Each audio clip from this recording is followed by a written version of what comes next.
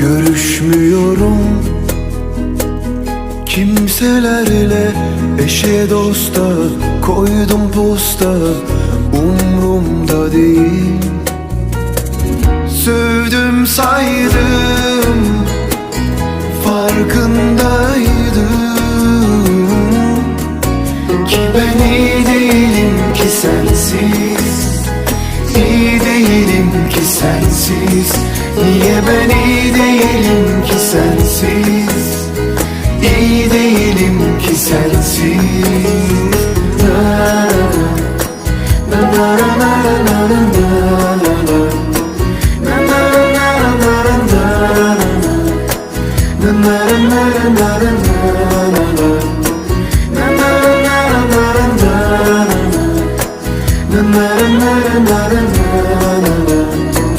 Senden sonra kötü şeyler oldu değil hep.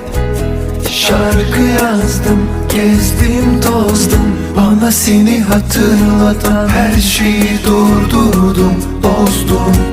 Agresiftim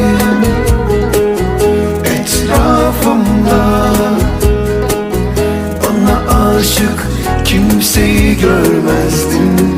Ama ben iyi değilim ki sensiz, hiç iyi değilim ki sensiz.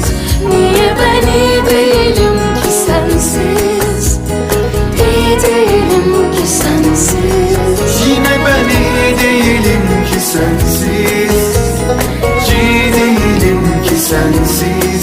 Niye ben iyi değilim ki sensiz, iyi değilim ki sensiz. Ama ben iyi değilim.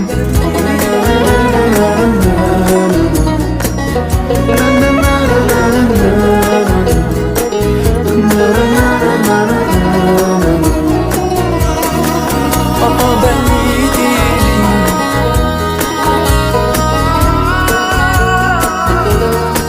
Ama ben iyi değilim ki sensiz, iyi değilim ki sensiz, iyi değilim ki sensiz. İyi misin sen?